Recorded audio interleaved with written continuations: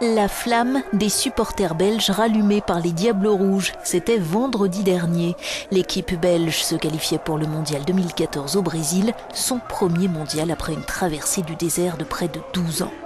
La Belgique se prend maintenant à rêver de la coupe et beaucoup de ses joueurs évoluent dans les meilleurs clubs européens. Mais on n'a rien sans rien. Les talents d'aujourd'hui sont le fruit d'une remise à plat de la façon de former les jeunes il y a des années.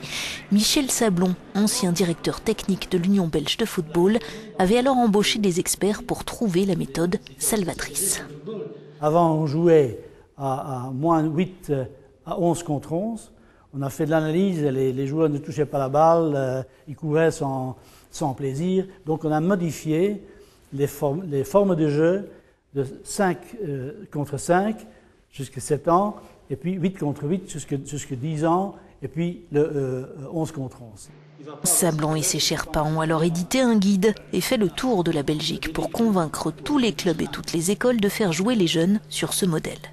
Moins de pression mais plus d'accent sur les compétences de base et un schéma bien rodé depuis. Pour ajouter des joueurs, pour arriver pourquoi 4-3-3, pour occuper les différentes positions, pour former des joueurs sur les ailes, pour former les jeunes qui jouent sur une ligne derrière, pour les améliorer au niveau de la distribution de jeu et les positions tactiques dans l'entrejeu. Donc tout ça avait ses raisons. Ça a pris 10 ans, mais ce n'est pas par hasard que tous ces jeunes suivent maintenant.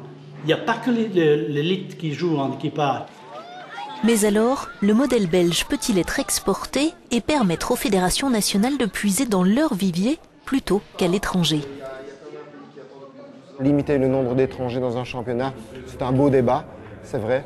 Mais je crois qu'il faudrait peut-être revoir juste en dessous aussi dans la formation, dans la post-formation des jeunes joueurs. Si là on ne peut pas travailler vraiment avec des joueurs, par exemple en Belgique, belge, Angleterre, anglais, etc. Et ne pas déjà aller chercher trop d'étrangers trop jeunes. En tout cas, les Diables Rouges sont eux prêts à s'envoler vers de nouveaux sommets, gare toutefois à ménager l'atterrissage.